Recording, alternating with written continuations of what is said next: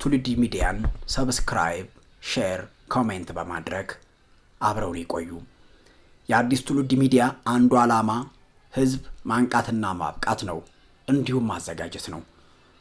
ጦርነቱ ወደ 4 ኪሎ ሲቃረብ ወይም አባይን ሲሻገር የአብይ መራሹ መንግስት በአማራ ክልልና በአማራ ህዝብ ላይ ምን አዲስ እርምጃ ሊወስድ ይችላል?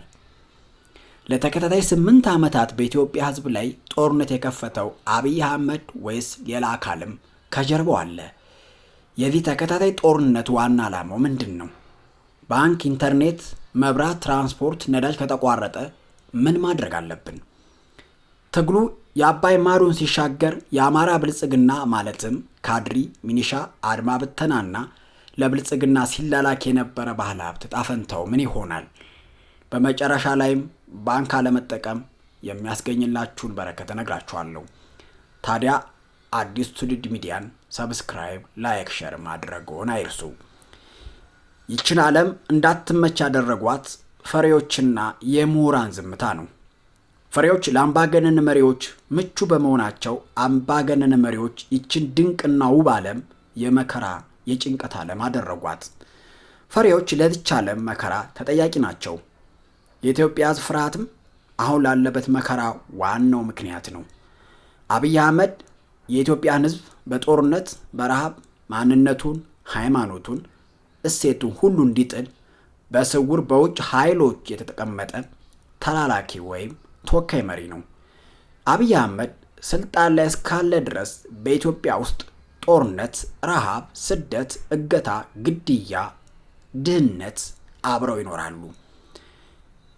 አብይ አህመድና የሰዎችን ደም ማፍሰስ የሚነጣጠሉ ጉዳዮች አይደሉምና፣ ወይም አብይ አህመድና ድህነት፣ ደም መፍሰስ፣ መጋደልና መጨፋጨፍ የሚነጣጠሉ ጉዳዮች አይደሉምና የኢትዮጵያ ህዝብ ለተከታታይ 8 ዓመት በጦርነት፣ በእገታ፣ በመፈናቀል፣ በረሃብ ውስጥ የማቆየት ዋና ዓላማው ህዝቡ ፍርሃትና ተስፋ መቁረጥ ውስጥ እንዲገባ የማድረግ የውጭ ኃይሎች ሴራ ነው።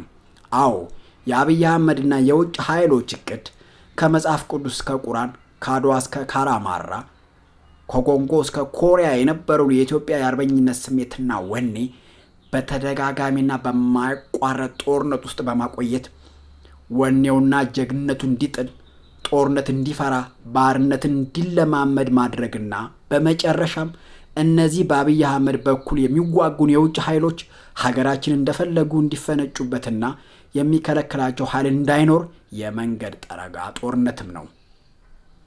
የአብይ አህመድ ዋና ዓላማው ህዝቡን ታዛዥና ፈሪ፣ እሴት፣ እምነት፣ ማንነት አልባ፣ ወኔ አልባ፣ በሪሞት የሚያንቀሳቅሰው ሮቦት የሆነ ህዝብ ማድረግ ነው። እነዚህ ምልክቶችም በኢትዮጵያ ህዝብ ላይ መታየት ጀምረዋል። ቤትክን አፍርስ፣ እሺ። ብር አምጣ፣ እሺ። ብር አዋጣ፣ እሺ። እኛ የመረጥንልን ቀለም ብቻ ቤትህን ቀባ፣ እሺ። መብራት 4 እጥፍ ጨምሯል፣ እሺ። የስልክም ወጪ ጨምሯል፣ እሺ። ግብር በየአይነቱ ትከፍላለህ፣ እሺ።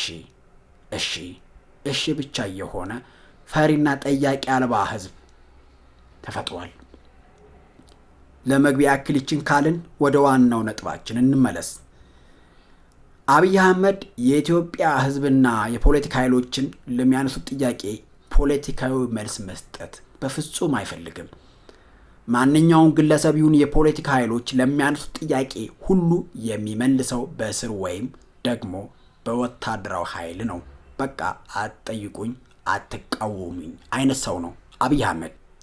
ጥያቄያቸው በፖለቲካዊና በውይይት ወይም በጠረጴዛ ዙሪያ እንደማይፈታ የገባቸው የፍትህ ኃይሎች አብይን በሚፈልገው መንገድ ለማናገር ነፍጥ አንስተው ሲዋጉ፣ ለሀገር ሳይሆን ለግለሰብ ስልጣን የሚዋጋው መከላከያ በነፍጥ ማናፈጥ ሲጀምሩ፣ አብይ አህመድ እነዚህ ለፍትህ የሚዋጉ ኃይሎች ሲያሸንፉት፣ የፍትህ ኃይሎች የወጡበትን ወይም ይወክሉታል የተባለውን ማህበረሰብ አብሮ የመጨፍጨፍ፣ የማሰቃየት፣ ሕክምና፣ መድኃኒት፣ ባንክና መብራት፣ ትራንስፖርትና ምግብ እንዳያገኙ በማድረግ ይታወቃል።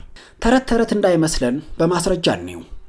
አብይ አህመድ ህዝብን ከሚቀጣበት መንገድ አንዱ የራሱን ሀብት እንዳይጠቀም በማድረግ ነው። ትናንት የሰሜን እዝ ተጠቃ በሚል ስበብ በትግራይ ህዝብ ላይ ሁሉን ብሔር ብሔረሰቦች አስነስቶ የኤርትራ መከላከያን ጋብዞ ከ1 ሚሊዮን በላይ የትግራይ ህዝብን በቀጥታ ጨፍጭፎ አልበቃው ሲል ከጦርነት የተረፈውን የትግራይ ህዝብ በረሃብ እንዲያልቅና እንዲንበረከክ በክልሉ ያሉትን የመንግስት ተቋማት ዘግቶ ሁሉንም ባንኮች አገልግሎት እንዳይሰጡ አድርጎ እህልና ነዳጅ ወደ ክልሉ እንዳይገባ ማዕቀብ ጥሎ የትግራይን ህዝብ ሁሉን አቀፍ የረሃብና የችግር ጠኔ ተጠቂ አድርጎ በ100 ሚሊዮን የሚቆጠር ብር ያላቸው ግለሰቦች ብር እንዳያወጡ ቆልፎ በወር ደሞዝ የሚተዳደሩት የመንግስትና የግል ተቀጣሪዎች ሰዎች ከስራ ውጭ አድርጎ ተበልተው የማይታወቁ ፍራፍሬዎችን እንኳ ሳይቀር እንዲበላ አድርጎ የሚመጣ ያውቅ ስለነበረ አብዛኛው ብራቸውን ከባንክ ሲስተም ውጭ አደረጉ።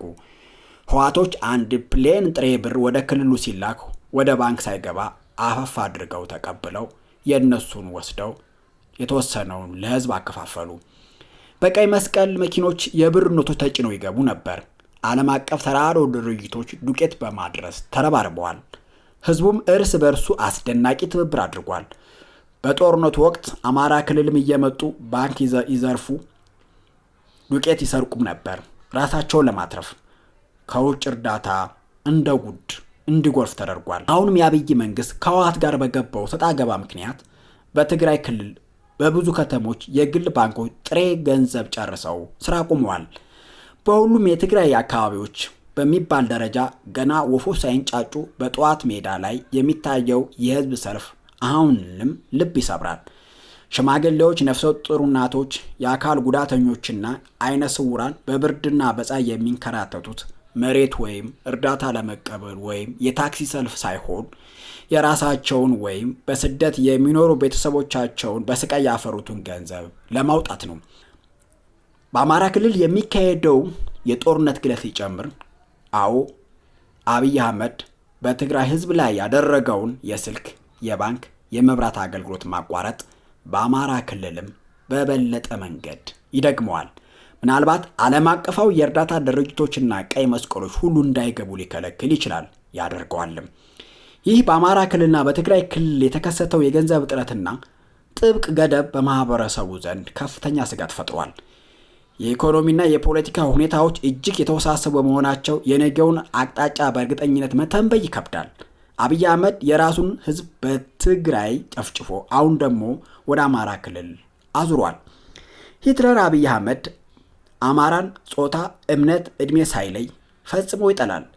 ገና ስልጣን ላይ በወጣ በጥቂት ወራቶች ውስጥ ቄሮ ብሎ ባደራጃቸውና ሲመራቸው በቆዩ የጎረምሶች ስብስብና በኋላም ከኤርትራ በረሃ ከነመሳሪያው ባስገባው ታጣቂ ቡድን አማካኝነት አማራ በደሙ በላቡ ባጥንቱ በእውቀቱና በጉልበቱ ከመሰረታቸው ከተሞች ማለትም ሻሸመኔ፣ ሐረር፣ ድሬዳዋ፣ ነቀምት፣ ናዝሬት፣ አዲስ አበባና ሌሎች የአገሪቱ ግዛቶች አማራን በማፈናቀል ሀብቱን በማውደም በማገት ከክልሉ ወጥቶ እንዳይሰራ በማድረግ ከፍተኛ ግብር በመጣል ተማሮ ከሀገሩ ሲሰደድ ደግሞ ከአዲስ አበባ እስከ ቀይ ባህርና ሊቢያ በረሃ ራሱ ባደራጃቸው ዘራፊ ቡድኖች በማሰቃየት በኦሮሞኛ ያወሩ በመግረፍና ቀርጾ ለቤተሰብ እንዲላክ በማድረግ የአማራን ህዝብ ለማድሄት ሌት ተቀን እየሰራ ነው።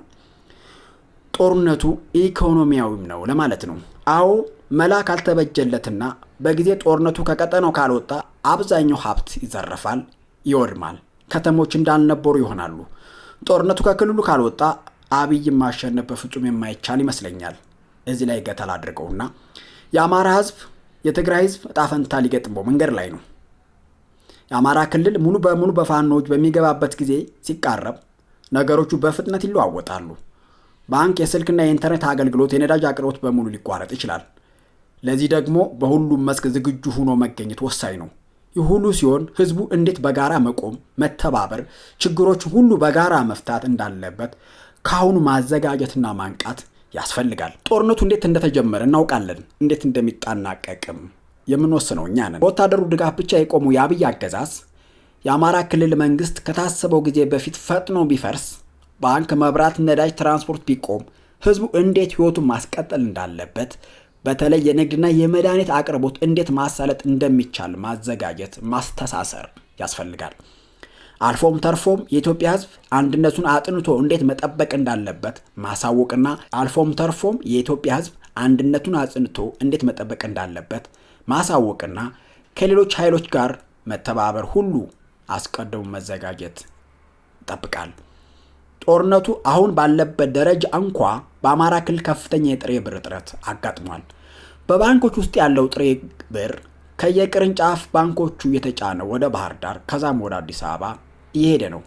በዚህ ምክንያት በአማራ ክልል የጥሬ ብር እጥረት በመከሰቱ ብርን በብር የመሸጥ ስራ በግልጽ እየተከናወነ ነው። 100 ሺህ ብር ጥሬ ብር ለማግኘት ባንክ ለባንክ ትራንስፈር በሚሉት 110 ሺህ ብር ማስከፈል ተጀምሯል። የባንክ ባለሙያዎች፣ የባንክ ማናጀሮች ከመንግስት ጋር ተባብረው የአማራን ሕዝብ እየዘረፉት ነው። ብር ራሱ በጥቁር ገበያ የተሸጠ ነው የሚለው ይገልጸዋል። ባንኮች ከ1 ሺህ ብር በላይ አንሰጥም ማለታቸው ችግሩን ይበልጥ አባብሶታል። ሕዝቡ ሰርቶ ያገኘውንና በባንክ ያስቀመጠውን ገንዘብ ማውጣት ተስኖት ለከፍተኛ እንግልት ተዳርጓል። ይህ ሁኔታ ነጋዴውም ሆነ ሌላውን ማህበረሰብ ለከፋ ኢኮኖሚያዊና ስነልቦናዊ ችግር እንደዳረገው ይገኛል።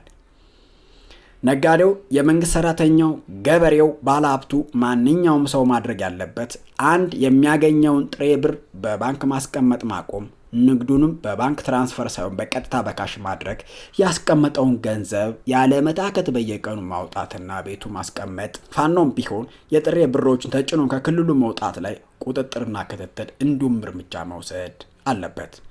መብራት፣ ውሃ፣ የስልክ አገልግሎት ስለሚቋረጥ አስፈላጊውን ጥንቃቄና እርምጃ ከወዲሁ ያስፈልጋል። ይህ የሚሆነው ጦርነቱ ግለቱ ሲጨምር ነው። አሁን ብዙ ስሜት ላይሰጠን ይችላል። በመፍትሄው ዙሪያ ምሁራን ከወዲሁ መፍትሄ ማዘጋጀት አለባችሁ። ሚዲያዎችም 10 ብሬን ተማረከ ከሚል ፕሮፓጋንዳ በተጨማሪ ከምሁራን ጋር በቀጣይ መዳረግ ስላለባቸው ነገሮች ተወያዩ። አብይ የገንዘብና የሰው ችግር የለበትም።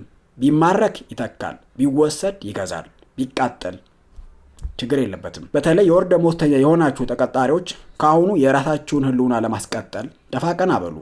በነገራችን ላይ መሰረታዊ አገልግሎቶች ሲቋረጡ በመጀመሪያ የሚበተነው የአማራ ሚኒሻ፣ አድማ ብተናና ካድሪ ነው።